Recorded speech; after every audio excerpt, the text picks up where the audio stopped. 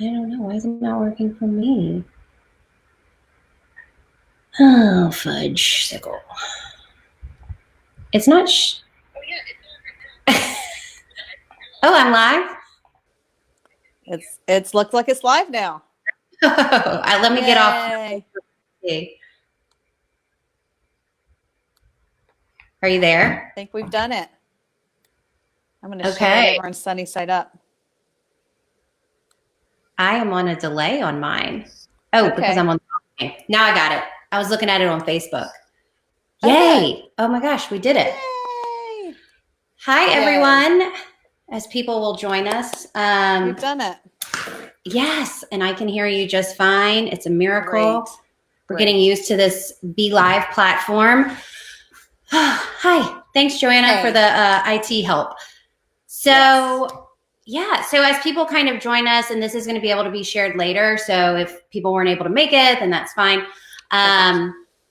But yeah, so we'll just dive right in with family feeding in difficult times. For anyone who doesn't know, who's been living under a rock, this is the amazing, I guess you're this way. This is the amazing Anna Lutz, And my dear you're friend. the amazing. Oh, I did it right. You did. You got it better. No, registered dietitian in the Raleigh Triangle area with Lutz Alexander and Associates, as well as Sunny Side Up Nutrition, which if you haven't checked out Sunny Side Up Nutrition, then you must not follow me because I repost their stuff all the time. It's Thank just, you. I mean, what you guys are doing is the most invaluable, just easy tips and tricks for family feeding, selective eaters, all kinds of stuff. So thank you for that. And thank you so much for taking the time today to join us. I'm so glad we can do this, McCall. And as you know, we're both really passionate about how we feed our kids and how others feed their kids. And so I'm glad we can take the time to do this. Yes. And so, I mean, we're in the middle of an unprecedented time. Yes. And also unprecedented feeding, our families, because we're in our house 24/7. And I think what comes up for me, and I will be referencing probably quite a bit my tribe of women that I am constantly texting with, and we're doing virtual happy hours together, and we're all working moms. Literally every single one of us is a working mom from Washington, West Coast to East Coast, and we're all kind of grappling with this. Okay, now we're also teachers, and now we're full-time chefs, and all of our houses have now, my dining room is now a classroom. And so I guess let's start off by thinking about how in the world can we implement some kind of structure into this kind of all the time, eating all the time, snacking, classroom snacking. There's no structure left in the kids' day. And also, within that structure, kind of helping guide our children. And I think ourselves, because what I've heard a lot, I've seen all the memes about gaining weight during the pandemic. And, how can we really remain and keep that balance with our family feeding, but as well for ourselves? Well, I think, first of all, I really want to make sure that, we acknowledge that every single family is going to handle this differently, that you and I can talk through some ideas, but the last thing I want to do is add to this kind of, this idea that there's a right or wrong way to do this, because, everyone's jobs are different. Everyone's kids are different ages. Everyone's having to handle their job in different ways. And so really to give yourself permission to figure this out for yourself, and that whatever you do in your home, that's all you have to figure out. And, right when this started, I think we were seeing, at least I was seeing, tons of, schedules going around, this is how you should homeschool your kids. And I'll tell you, I never clicked on them because I knew it would kind of throw me into a total tailspin. Yeah. But what I do, and it may be because of my work, is the only way I structure the day is through the meals and snacks. Okay, we're going to get up and we're going to have breakfast and we're going to do some schoolwork and do some outside time, whatever that might be for the kids. And then it's going to be lunchtime. And then we're going to do some schoolwork and outside time, and then it'll be snack time. And, we'll do hopefully just play after that, and then it'll be dinner time. So that's really the only way I'm structuring the day, is through these very set eating times. So not letting, like I try to keep breakfast as breakfast, but my kids are kind of self-guided through school. And so they're able to like watch videos while having a snack. So kind of what you're saying is let's pause and have snack or have lunch.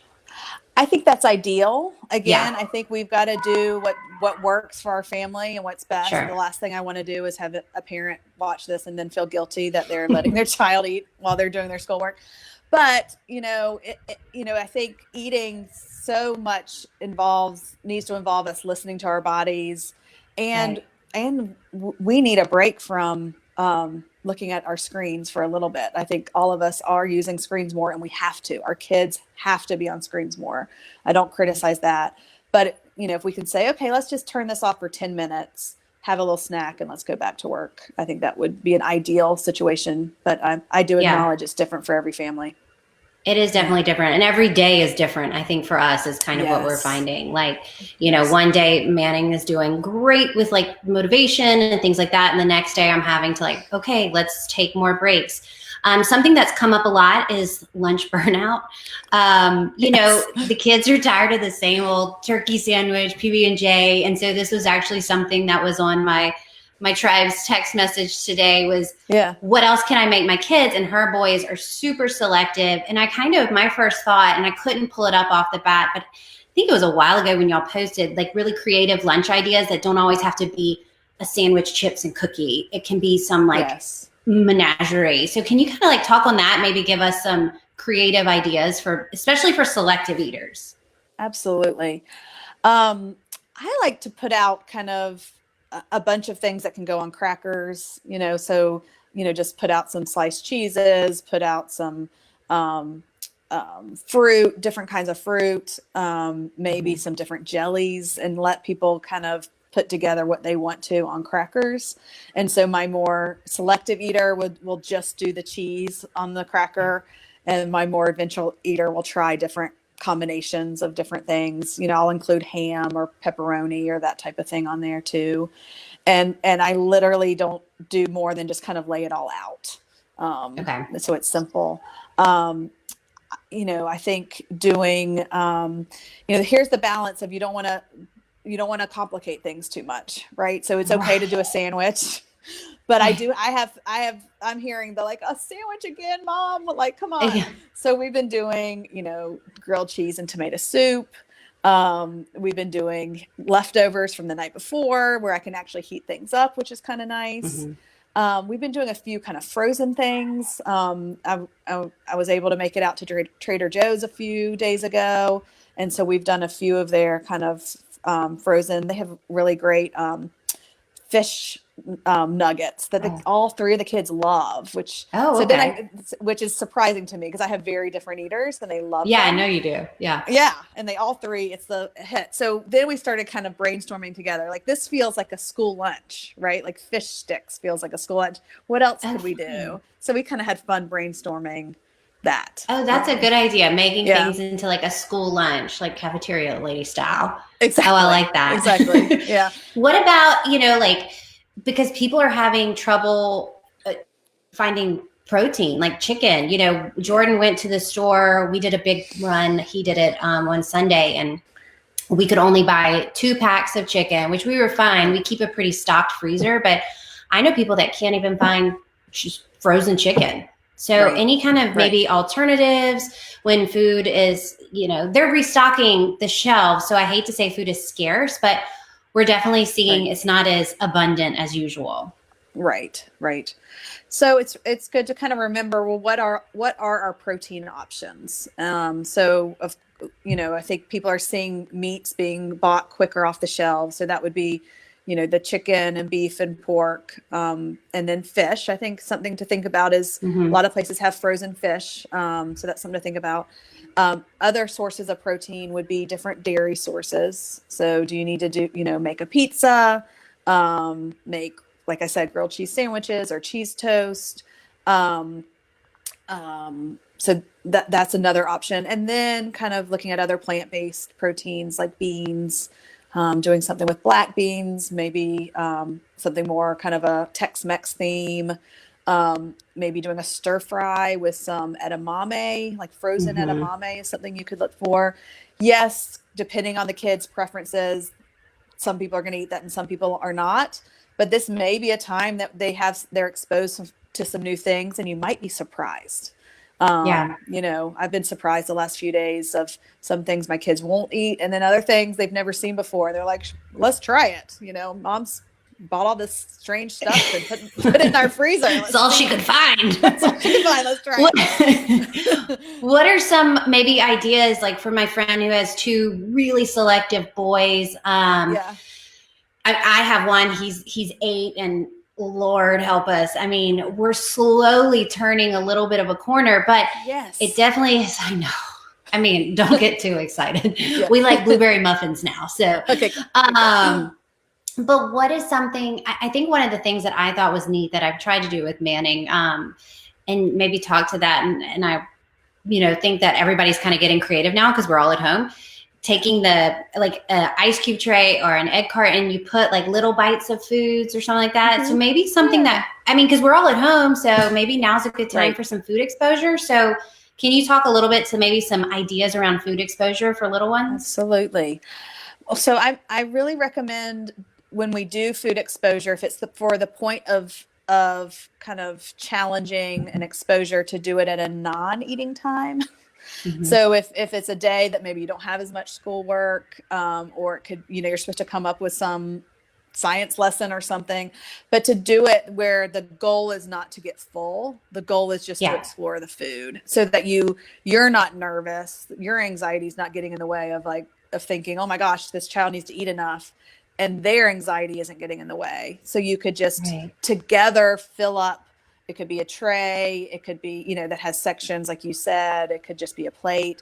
But, let's think of what you could ask your child. Let's think of 4 different types of fruit to put on this plate, and let's just look at it. Like, what colors do we see?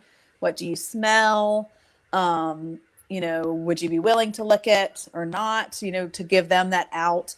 But usually the food exposures go better if it's not at a meal or snack time. That makes so much sense. Yeah. Yeah. Were you thinking about some specific kind of ideas to put in the things? I mean, I think, my notion with Manning when I've done it, and a lot of times I do it at mealtime, but I've gotten to where, so I forgot about not doing it at mealtime, but with him, what we have found successful, especially in the last few months, is we will put whatever we're eating, because he's my peanut butter and jelly boy. We will put whatever we're eating, whether it's I'm making some type of pasta, I take the completely plain pasta and make it like a little bite, and it's okay, and so like you and I have talked about over the years, his first challenge was accepting that it was on his plate and not throwing it off back at me. And the next was like just not even, just looking at it, but not touching it. And then now he's actually tasting it. That's awesome. That's our progression, and it's been really cool to see. And like, there's no pressure around it. And the bites are so it's not. I think for a while I was doing them too big, and it was too overwhelming for him. And so that at least gives him another food in his mouth, whether or not he likes it or not. Yes. And I'll kind of clarify what I said is, if you're having just a regular meal and pasta is part of it, you're exposing him to that. Like, you're doing a food exposure. That's great. But if you're kind of presenting 10 new things, maybe you do that at a non-meal time. So it's thinking like, oh my gosh, here's my dinner plus this thing of 10 new foods that I'm supposed to be, experimenting with. Yeah. Right. No, totally. And I think, going on the other side, I have so many friends that are like, my kids never leave the pantry. My husband never leaves the pantry. Somebody wrote how to get my husband to stop eating all the food. How can we, we talk about the structure, and yes, in ideal world, I think that's what we all strive for, like the breakfast, and maybe taking breaks as we can, giving ourselves grace, not doing it perfectly, and that's okay. Right. But how can we, without locking the pantry, which is never a good idea. And you mentioned you saw somebody post that the other day, and we're both like, no. Don't lock the pantry. What do we do for those kids that are, maybe in their teens, and they they can go fix themselves, whatever. And we want them to have that freedom, but also add in some structure. So how do you balance that? Right. So, I always, anytime there's a hard eating situation with kids, I like to go back to the division of responsibility, right? So what is my job as the parent and what are the kids' jobs? So my job is the what, when, and where, right? Like what's for dinner? When are we going to have it? We're going to sit at the table. Where are we going to have it at the table? The child's job is the if and how much. And so, and at the same time, if a young child is like opening the cabinet and they have their hand, in there with some food, the last thing you want to do is like rip it from their hands and say, I decide to win. What are you doing? Exactly. Right. Like that's going to kind of create that deprivation feeling and maybe encourage sneak eating. And so I do get this question a lot. So, you want to focus on the providing, what Ellen Satter says is providing, not depriving. And so, really if in a situation like that, once it's gotten to the opening, maybe you say, get a little bit of that. Let's put it in a bowl. Let's come and sit down, turn off your computer, and let's sit and have it. And you could decide, what, I was going to serve snack anyway in 30 minutes. So I'm going to make this into a snack, and you pull out some things to augment it. Or you say, what, dinner's in about an hour, so we're not going to have more. And you let them eat the bit that they've had, but then you say, dinner's coming. And so without ripping food out of their hands, that you're trying to establish the structure, and you have to make that decision. You're deciding the when. Are you going to say, eat a few bites, but don't get any more? Or are you going to say, what, it's snack time. Let's make ourselves a snack. Bring what you have to the table. When you have teenagers, that division of responsibility starts to shift a little bit. Right. They start to get a little bit more autonomy, and that's okay. And you can kind of, with teenagers, say a little bit more like, looks like you're getting a snack. Don't forget we're eating in an hour. Are you going to be hungry for dinner? And it's okay to start to say those more abstract things to an older child. Okay. So I don't know if that gets to that piece, because it's tough. You can't lock the cabinets. That creates that deprivation.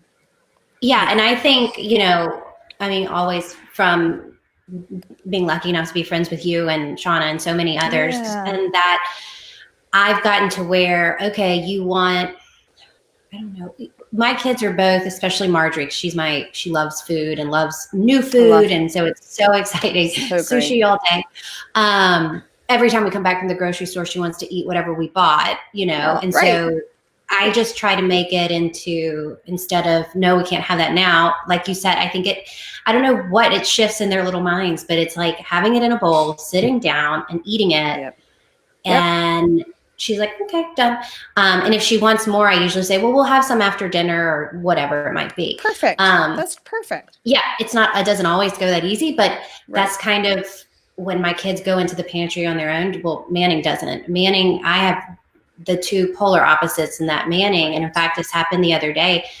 I didn't forget to feed him, but I forgot to feed him. He will go forever and not ask for food. And then I realized he hadn't had enough. Like he had lunch and there was too much of a gap. And I'm like, oh my, and this was like day 2 of homeschooling. I'm like, oh, great. I'm already knocking this out of the park. So, I mean, I have to do stuff like set a timer and just remind, Manning, drink some water, like just telling them constantly, because even like all of their needs. And so, yes, so definitely don't lock the pantries. And I'll say a little bit about why we don't do that. The biggest reason is, if you have a kid that's seeking out food, and it could be because they're hungry, it could be because of something else. If we then make food totally off limits, we're only throwing fuel on that fire, right? We're only making that child feel like they don't have access to food. And the normal reaction to feeling like we don't have access to food is wanting it more and feeling like we have to sneak and eat when we're not hungry because we don't know when it's going to be locked up again. And so we need to kind of trust, like we can set up a structure, but also trust our child to work within that structure. And if the structure is not working, kind of regroup and think, okay, what's not working about this, rather than doing something pretty drastic that might even cause food problems that you're trying to avoid.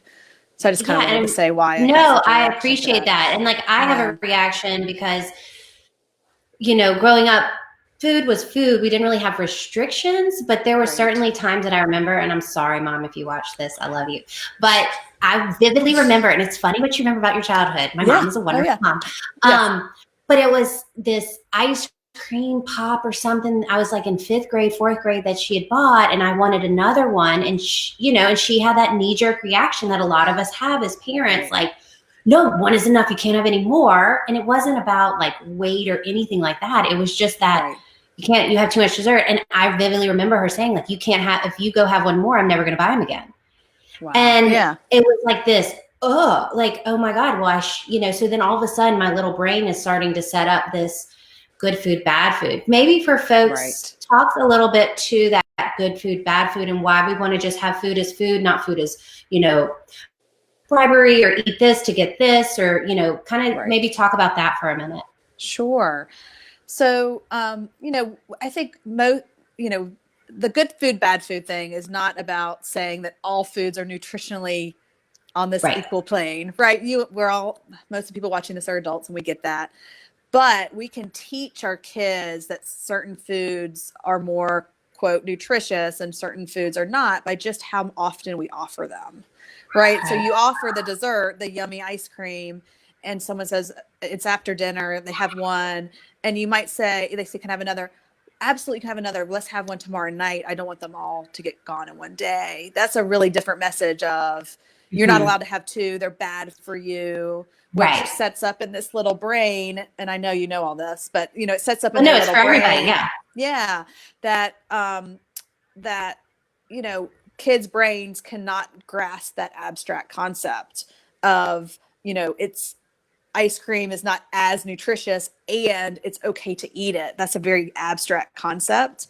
And so then it's very confusing to kids. Like, well, why would mom give me this food that's bad? And does bad mean it's going to hurt me? Or then other children might think, oh my gosh, I can hardly ever have this bad food. So when I have it, I need to have a ton of it, or I need to hide, go get some and sneak it and go hide in my room. And so it can kind of set up, most of us want our kids to grow up and have a really healthy relationship with food and be able to listen to their hunger and fullness. And when we start to kind of put this moral value on food, it really interrupts that. And so that's why using those words is just confusing. It doesn't help that long-term goal of raising competent eaters is what we say. And I even struggle with using the word healthy because it's become so unhealthy in our world. And so I just say, because Manning or Marjorie, even Marjorie's getting messages, Mom, that's not healthy. And I said, everything is healthy. And I say, they all have different energy levels. And that's kind of how I peg it for their little brains right now, because they get these messages at school of eat something healthy, or, and her things like carrots. And I'm like, oh my gosh, I know. Thankfully they my two just toss it out the window. But for Manning's birthday recently, I was handing out donuts at the lunchroom, and one boy was like, they're not good for you. And I'm like, So, kids are getting those messages early. And why both of us are so, passionate and about making sure. And I think I want to finish up with this one last question that I think is really important in talking about parents worrying about their kids getting exercise, especially kids that might not have a grassy area. I live across the street from a park, and I'm like, you cannot go. It's a weird time. So what can you say to maybe let parents know that it's okay if, we're spending a little bit more time on iPads? My kids are getting a lot of energy on Go Noodle, which is a great website. Good. So maybe talk a little bit about to that. Yeah. I think we all have to accept this is an unprecedented time, right? This is unprecedented. Our lives look different, and none of us can change that. And something I keep thinking about is like, we talk over, when we're not in a pandemic, there's all these messages of, weight gain is scary. Not exercising is scary, all these things. Well, now we kind of see what really is scary. A pandemic, is scary. And that's why we had to drastically change our lives. So there maybe have to be this acceptance that our movement is going to be different. Also, what's true is that we as humans like to move, and we like to move at different levels. Some people genetically like my son, bounce off the walls when he doesn't move. Right. And then other people have less of that motivation, but most people really feel better if they move in different ways. So we might have to get creative, and a website like Go Noodle is a great example, or doing, a dance party in your house, or, if you feel comfortable going on a walk. But it has to be what feels right for you all in your in your family. Because I keep hearing from people, oh, it's so lovely how families are spending more time together, going on walks. I'll tell you, at my house, I'm going on a walk by myself. That is how I am getting out of my house. No one's I just drive by myself. Exactly. So we're not like having these lovely walks down the street, the five of Oh, us. no. But we're spending in the morning. I'm like, okay, Isaac, have you done your outside time? Have you done in the afternoon? Have you done your outside time? Because otherwise he physically is having trouble, And that's how Manning is. Yeah. We start our day with a Go Noodle and things like that. But I would love to hear you also give permission to parents, you as like this renowned expert, that it's okay if your kids don't move one day, It absolutely is okay. We're all doing the very best I can. Nothing bad is going to happen. Some days they're going to move a lot. The sun's going to be out. Other days they're not. They either have a ton of homework. There's, it's raining outside, you name it. You might have a ton of work. There's been days where I've really, unfortunately, had to prioritize my work, and my kids have been on the screens more. And that is just the fact. And I know they're going to be okay. That's where mine are now. Yeah. Right. Because you're having to work. Yeah. Right. You're having to work. It's just the reality of it. And so, the danger is, quote unquote, the virus. And that's why we're doing this. And that's not to scare people, but it's to hopefully put it in perspective. Right. We're deciding being more sedentary and maybe being on screens more is safer, healthier, if we want to use that dreaded word, than being out in the world more like we used to be, going to soccer practice and dance class and all that. Yeah. And I think it's important to remember that this too shall pass. It will. In its time, it will pass, and we will be back on the soccer field. And so I think the biggest message is, coming from our discussion today is really, as parents, just giving ourselves grace, doing what's best for our families, and knowing that we're all doing the best we can, and taking advice from experts like you, and just however that falls into our family, let it be. But Anna, thank you so much for taking the time and doing this. It's so good to see your face. I wish we were together at the conference, but I will get up to Raleigh soon. I know. We were supposed to be hanging out. So we're supposed to be at a conference today. Yeah, we hung out in a different way. But thank you so much. Stay safe, and we'll talk soon. You too. Bye, everyone. Good to see you, McCall. Bye. You too. See ya. Bye.